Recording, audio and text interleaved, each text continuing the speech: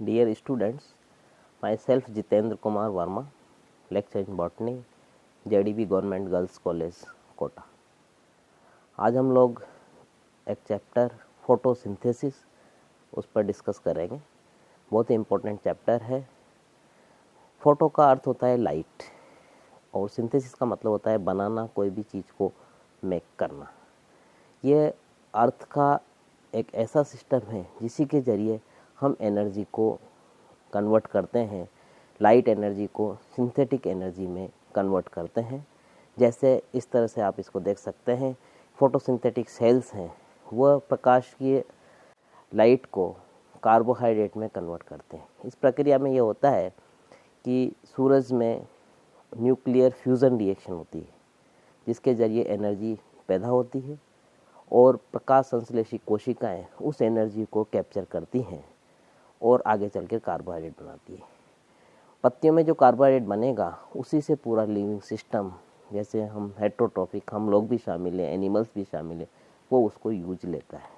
ये इस तरह से होता है कि लाइट रिएक्शन होएगी शुरू में और उसके अंदर NADPH और ATP का निर्माण होगा और उससे आगे चलकर फिर कार्बोहाइड्रेट बनेगा। कैसे होगा यही हम इसमें डिस्कस कर रहे हैं। ये अगर हम देखें तो ये इस तरह का इलेक्ट्रोमैग्नेटिक रेडिएशन का डायग्राम है जिसमें हम देखते हैं कि सन पर एनर्जी बनती है न्यूक्लियर फ्यूजन के द्वारा और कुछ रेज तो रास्ते में एब्जॉर्ब हो जाती है जिसमें gamma rays, X rays, UV rays है और बाकी यहाँ पहुँचती है।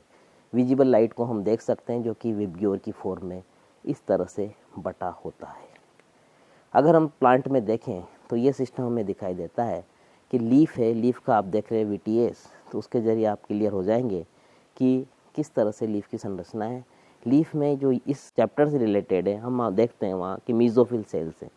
मीजोफिल सेल्स के अंदर क्लोरोप्लास्ट हैं जहाँ पर ये सारी प्रक्रिया होती है। क्लोरोप्लास्ट का स्ट्रक्चर अगर हम देखें तो वो इस तरह का है जो कि आपको सामने इलेक्ट्रॉन माइक्रोग्राफ में दिख रहा है कि किस तरह का वह स्ट्रक्चर है। आउटर मेम्ब्रेन है, देन इनर मेम्ब्रेन है, फिर स्ट्रोमा है, लेमिलीज वगैरह हैं जो कि कैसे बनी है, थाइलेकोइड्स की बनी है।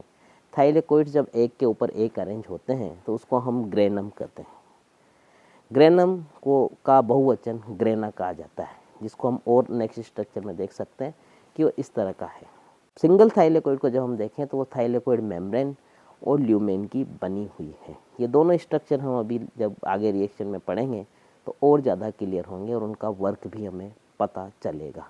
तो इस तरह से ये 3 डायमेंशन में ग्रेना स्टेक्स और स्ट्रोमा लेमिली दिखा रहे हैं। प्लांट्स के अंदर फोटोसिंथेटिक पिगमेंट्स होते हैं जो कि लाइट रिसेप्टर का कार्य करते हैं। मेन पिगमेंट इसके अंदर क्लोरोफिल A होता है, जबकि अदर एसेसरी पिगमेंट्स जैसे क्लोरोफिल B, कैरोटीन और ज़ैंथोफिल आदि होते हैं। लेकिन फाइनली एनर्जी क्लोरोफिल A को पास कर दी जाती है और उससे पूरा सिस्टम चलता है एनर्जी का।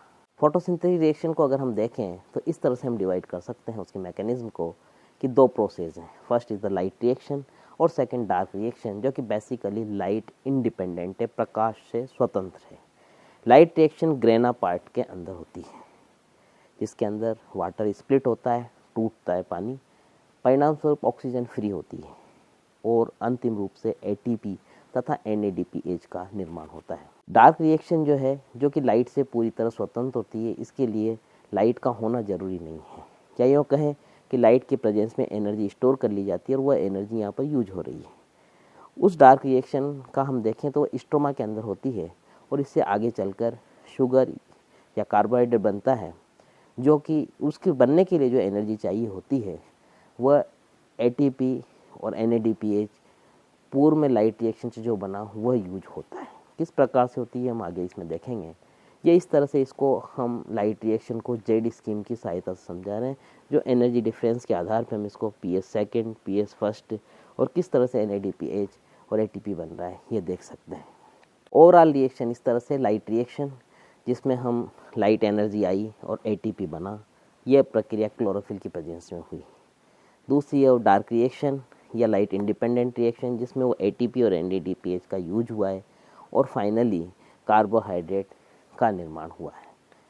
जैसे केल्विन साइकिल ये इस तरह से है, ATP NADPH carbohydrate convert, then इस तरह से। केल्विन साइकिल की 3 फेजेज हैं, carbon fixation first phase, then reduction phase और एक है regeneration of CO2 acceptor. Calvin cycle के अंदर सबसे पहले कार्बन फिक्स किया जाता है। इस प्रक्रिया में राइबुलोज 1,5 बाइफॉस्फेट जो है कंपाउंड है वो RUBP केज राइबुलोज 1,5 बाइफॉस्फेट कार्बोक्सिलेज एंजाइम की उपस्थिति में CO2 कैप्चर करता है, that is called carbon fixation. यही एक प्रक्रिया है जिसके तहत कार्बन फिक्स किया जाता है और RUBP केज एक ऐसा एंजाइम है जो कि विश्व में सबसे ज़्यादा मात्रा में पाया जाने वाला प्रोटीन कहा जा सकता है। तो वह कार्बन को फिक्सेशन करता है। फर्स्ट स्टेबल कंपाउंड यहाँ की 3 कार्बन कंपाउंड होता है जिसको हम PGA कहते हैं।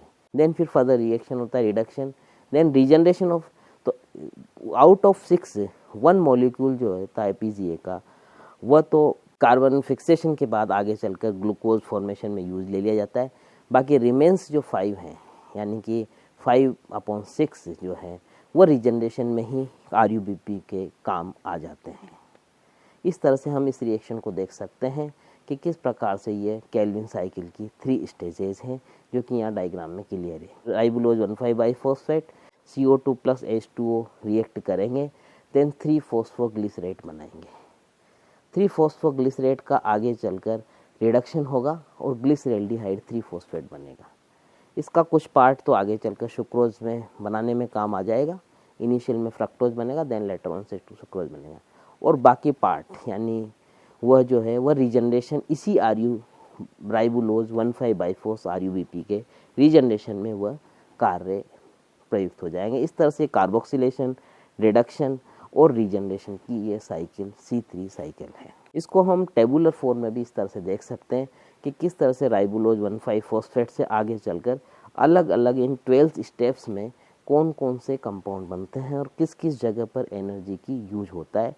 ओवरऑल अगर हम देखें तो 6 CO2 + 11 H2O + 12 NADPH और प्लस इस तरह से ये पूरी रिएक्शन 12 खंडों में हम देख सकते हैं, और एनर्जी के कितने कितने ATP किस स्टेप में है ये भी हम इसको देख सकते हैं। अल्टरनेटिवली और मैकेनिज्म प्लांट्स में देखी गई है जो कि C4 साइकिल तथा CAM साइकिल कही जाती है। C4 का अर्थ होता है 4 कार्बन युक्त। यह C3 से थोड़ी सी डिफरेंट है। इसके अंदर इनिशियल फिक्सेशन जो कार्बन का होगा वो 4 कार्बन युक्त कंपाउंड का होगा, और बाद में आगे चलकर वह 4 कार्बन का कंपाउंड CO2 फ्री कर देगा। वह CO2 फिर यूज होगी और वहाँ पर C3 साइकिल ऑपरेट करेगी। इसी तरह से यह जो C4 साइकिल जो हम कर रहे हैं ये बेसिकली हॉट और एरिड क्लाइमेट्स के प्लांट्स में ज़्यादा देखी गई है। दूसरा इसी तरह का एक वेरिएशन CAM साइकिल है जिसको हम क्रेसुलेसियन एसिड मेटाबॉलिज्म साइकिल कहते हैं, जो कि पहली बार क्रेसुलेसी फैमिली में देखी गई और अभी भी कैक्टसी वगैरह में देखी जाती है।